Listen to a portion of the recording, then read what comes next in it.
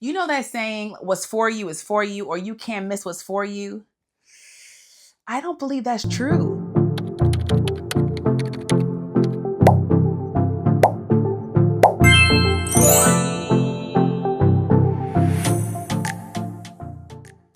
Hey, friend. We are back at it again. Honey, let's get into it. I just got off of work. As y'all know, I am wrapping up my 9 to 5. Yay! I have put in my resignation, and in just 10 days, I will be a full-time entrepreneur. But more than entrepreneur, I am literally following the call of the Lord. And I know that sounds like dramatic and overly spiritual, but I ain't got nothing else for you. It is what it is. And no, it doesn't make sense to many people. It barely makes sense to me. And when people ask me like, okay, like, what are you doing? What's your plan? How are you going to make money? I'm literally like, I'm trusting the Lord. Baby, that's all I got. I wish I had more for you. Trust me, I wish he had more for me. Some more information, like I want to see the plan, but I have nothing. All I have is faith that surpasses all understanding. So in our last episode, we talked about what happens when God calls you.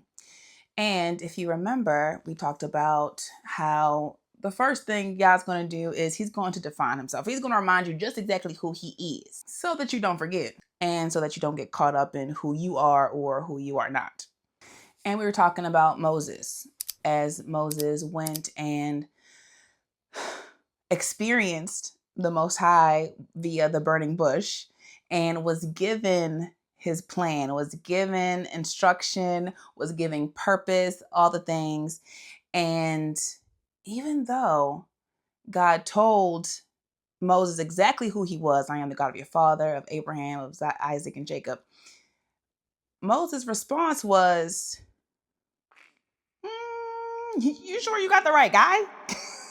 And it's easy to read that story and be like, Moses, you are tripping. Like, you are talking to a burning bush. Wow. Like, it gets no clearer than that.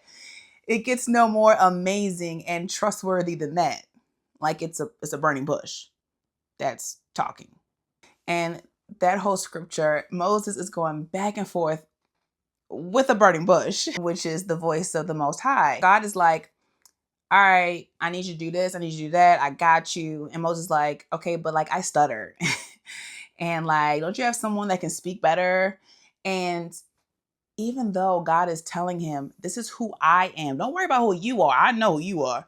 But this is who I am. And I got you. You don't need none of that. Just know that I am here for you. He even gave him a physical reminder of who he is and the provisions that he would make for him. He gave him the staff to know something tangible that he could hold on to remind him of the purpose and the calling that God set on his life. And Moses is like, I'm not good enough. I don't know if you've met me, but there's got to be somebody else. And what does God do? He is like, okay, I see where this is going. I'm going to put Aaron in the mix, okay? So now God had a purpose for Moses, and he was going to take care of everything. And Moses, instead of trusting, was fighting him, saying, I'm not good enough. So now God puts Aaron in the mix. And if you've read all them Deuteronomy and Numbers and all that stuff, you know who Aaron is, okay? Now you talk about unqualified. Aaron was tripping. Aaron was tripping. And so it's easy to look at Moses and be like, Moses, you're tripping. Aaron, you definitely tripping. But when we look at our lives, how similar are we to Moses? I know for a fact, I was very much a Moses. I felt a calling on my life from a very, very early age. I felt like the Lord was leading me to ministry. Baby, you couldn't tell me I was going to be a first lady, okay? I felt like he was calling me to ministry, and specifically a women's ministry. I don't know ever since I was young, like a teenager, it always grew with me. Like, okay, like a ministry for young women. Okay. A ministry for college age young women. Okay. A ministry for young adults. Okay. A ministry for wives and moms. And every time I felt the calling, I remember hearing whispers of doubt, whispers of fear. That question like, well, who are you to do XYZ? You're not good enough. You're this, you're that. And it's just a reminder that our calling has very little to do with us. But what it does have to do with us is in the sense that we are given certain gifts. We are given certain talents, certain things that come naturally to us, in which God has planted in our lives for that reason, for the reason of purpose and calling and ministry to change people's lives.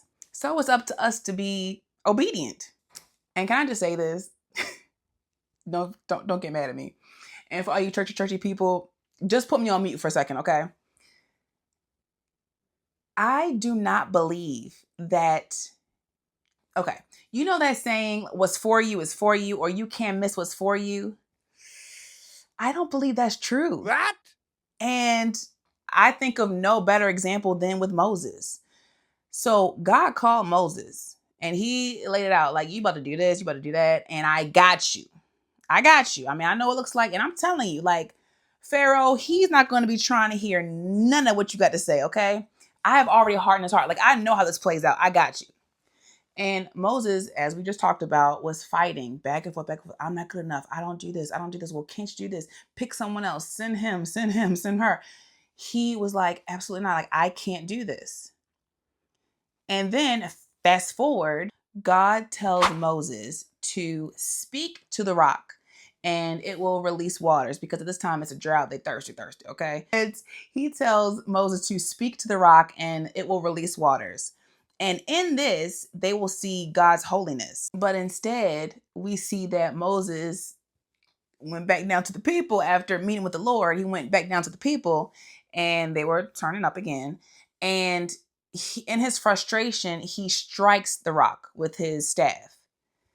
And of course, God's going to do his big one all the time. So the waters did come out and their thirst was satiated.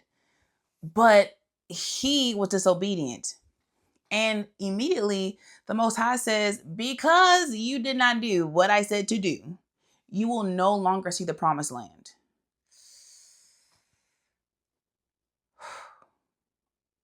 Baby, I don't know if there's anything scarier than that. And so instead of Moses leading the people, after all that he's been through, after all the years and years and years and years, after all that he has been through, God said, you are not going to be the one to lead these people into the promised land. Instead, we're going to get Joshua to do it because you was tripping and enough is enough with you. And so throughout, from the time that he was called to the time that he was demoted, we see this theme of doubt and disobedience. And through that, we see that doubt and disobedience and fear, it takes away from the glory of God, right? It doesn't allow God to show him in all of his glory because you want to take things into your own hands, or you want to take your hands off of it completely and be like, not me, pick somebody else. 9.99999 times out of 10, God is calling you so that he can use you to show people who he is. He's also going to show you who he is. So all that to say, I do not believe that whatever is for you is going to be for you. I believe that you can miss what's for you because you choose disobedience, or you choose doubt, or you choose fear over trusting the Most High. And might I add, he was gracious enough to let Moses see the promised land. He said, all right, go to that mountain, because Moses was begging him. Moses was like, please let me see the land. God was like, all right, you get on my nerves. Go up to that mountain and look. That's the land, okay? And Moses was allowed to see the land, but he was not allowed to touch foot in the land. Can you imagine all that Moses went through and to get to the finish line and God's like, you done tried me for the last time. You're done. I can't imagine. And the big part of this whole scenario is that God gives us free will, which a lot of people are like, yay, we have free will. And I'm like, free will. Just more opportunities for me to mess things up. So because we have free will, we have every opportunity to choose fear and doubt and disobedience. We have the opportunity to choose ourselves. We have the opportunity to stay comfortable instead of trusting in the Most High. But thankfully, God is still faithful and He still works in us, through us, despite us. So let's say me, for example, I feel like God was calling me from the age of like 13. Okay. Now, I exercised my free will in the wrong way, as I tell my daughter I made a bad choice and decided to do what I wanted to do. And it did not come to fruition. I was not walking in the calling that He put on my life. And I messed things up. I got married. I got divorced. I came home. I was broke. I was outside. Came back inside. I just made choice after choice after choice that wasn't following Him. Now, who's to say that had I chosen obedience when He first called me at 13, 14, 15, what I would be today, where I would be today? Who knows? Who knows? But because of the sovereignty of God, because He is so good and so forgiving, because He is the Redeemer, I am still able to walk in blessings and provisions and miracles, not because of me or because of what I did or didn't do, but because of Him and who He is. So, fast forward to now, how I'm here in front of you in all my hope and all my faith. That's all I have. Now, all I have is God and trusting in His word and pursuing Him wholeheartedly. And to piggyback off the first video, what happens when God calls you? I think that it hits the fan. When God calls you, there's usually this feeling of discomfort. Things aren't feeling right. I feel uncomfortable. I feel a shift. Things are happening. All of a sudden, I'm seeing these YouTube videos about calling and purpose and new life and transformation. And I'm hearing these people, or my friend calls me and says, "Oh, I was thinking you should do this." All the things, right? Because God's going to find a way to talk to you. Okay. He's going to get your attention. And usually you can tell when God is calling you if your life is in shambles. Because He is a patient God. He is, but He's also impatient at the same time. He's like, all right, listen, my patience, it has a deadline, okay? And so He will shake things up to get your attention and to bring you into a point of desperation where you have no choice. You know it's not from you. So to bring it back to me, things were literally falling apart at my job. And I will say this, God told me to leave my job a while ago. And I'm like, Lord, it pays the bills. And you're not telling me anything else to do. And I had already felt like if I ever left this job, then it would be the last job in the field. And I'm a mental health professional.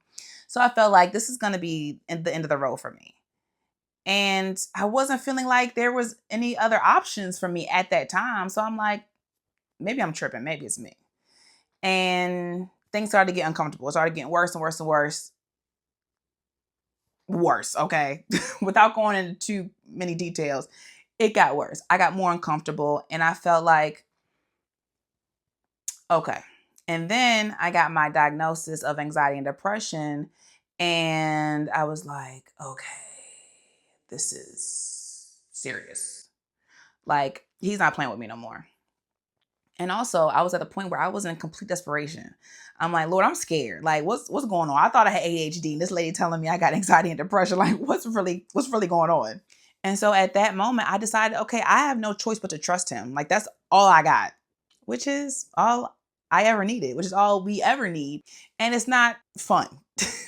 Like, it's like there's a part of this journey that's exciting, but it's not like I'm kicked back, I'm relaxed. Like, I have to consistently, constantly, daily, every minute, honestly, choose trust, choose peace, because my flesh, my mind wants to be like, girl, you're crazy. This is a bad idea. You're a responsible adult. You have a child. You need a job. Like, you need income. And I had to make that decision to fight that urge, to panic, and to instead lean into the promise that I know the Most High has spoken to me. So now, I ask you, what is God calling you to do? And have you been choosing disobedience? Have you been choosing fear? Have you doubted yourself so much so that you think, okay, well, maybe it's just me. Maybe it's not him. Maybe it has nothing to do with this. Maybe I'm just tripping. Maybe this is my own selfish desire that wants to change women's lives and let them know that they are created for better, for more. I was listening to my girl, Priscilla Shire, and she said something that changed my whole point of view on this thing. Because I was at a point where I was like, Lord, is this you? Is this you? Like, I hear you, but I just want to be sure. I wanted a burning bush, okay? I wanted a burning bush. I really did. And I was so stressed. I'm like, Lord, I think you're calling me, but I'm not sure, and I don't want to disappoint you. So please tell me, is this you? I don't want to disappoint you. I just want to make you proud. I just want to do whatever you want me to do. Just make it clear. And so, of course, I'm looking on YouTube, like all these pastors and preachers, like somebody got to give me a sign. And my girl, Priscilla Shire, said, when in doubt, if you are confused, if you are hearing the word of the Lord, if you are feeling called from the Lord, when in doubt, check your motives. And I can't remember exactly how she said it, but essentially it was like, where's your will? If your will is to please him, then usually you can say, okay, this is what he wants you to do. And if it's not, he'll check you real quick. You'll know. If you take a step out of line, he'll be like, yeah, this ain't the right way. But if your will is to please him and you are feeling called in a certain direction, that typically means you're headed in the right direction. And that is his calling you, and you are being obedient and leaning into that call. And so that's where I am today. I have no idea. When when I leave my job on July 2nd of 2026, when I leave my job, I have no idea where the money's coming from. I have no idea how my child's school is going to get paid. I have no idea how I'm going to buy the groceries or, support my Amazon habit. Like, I have no idea where this money is coming from. So if you want to see a miracle, baby, subscribe, because you about to see one. And I am too. But at this point, even though I don't know where it's coming from, I am in a position of pure and total desperation. And I think that that's for a reason. Actually, I know that's for a reason. Think about it. When you are on top of the mountain, right? You're talking about valleys and hills, right? When you're on top of the mountain, you look out and you see so much. You're like, oh, I see these blessings. I see these miracles. I see my family. I love my friends. I go here. I go there. I travel. you see so many things. But it's not until you're in that valley where all around you is just rocks, rocks and boulders. And your only view is to look up. That is the beauty of valleys, is that there's no other view. There's nothing to see. There are no sights to see. You just look up and behold the glory of the Most High, because you are in such desperation. You can't see anything but him. And that's where I am today. I can't see nothing, but I am expecting a miracle. So to sum this episode up, when God is calling you, it's going to hit the fan. Your life is going to look crazy and you're going to be increasingly uncomfortable. And when you come to that realization that it is him calling you, because first you have to make sure that your will aligns with his, and that's how you will know when he's calling you and what he's calling you to. And when you accept that call, you have to consistently choose peace, choose trust, choose faith over the situation, over what doesn't make sense, over the fear, over the disobedience, over what your friends say, your man say, your sister say. Just him. Baby, just look up. So what is God calling you to? And are you going to listen? I don't even know, y'all. I hope this makes sense. I hope this makes sense to somebody. So me, completely in my calling, who am I? I am a child of the Most High, honey. And I have nothing. I bring nothing to the table but a vessel for him to use, okay? Because it's all in his power and his might that any of this is happening. I am trusting in him daily. I am a life coach who is committed and specializes in helping women reach the full potential of their lives. Some of us are meant for more than just enough. So if you want to see a miracle, subscribe. If you want to grow, if you want a transformation, if you feel like, you know what, I need to reset this whole identity thing. Like I need to figure out who I am. Subscribe. I'm gonna help you. We friends. And always like, comment, subscribe, all the things, okay? Love you. Bye.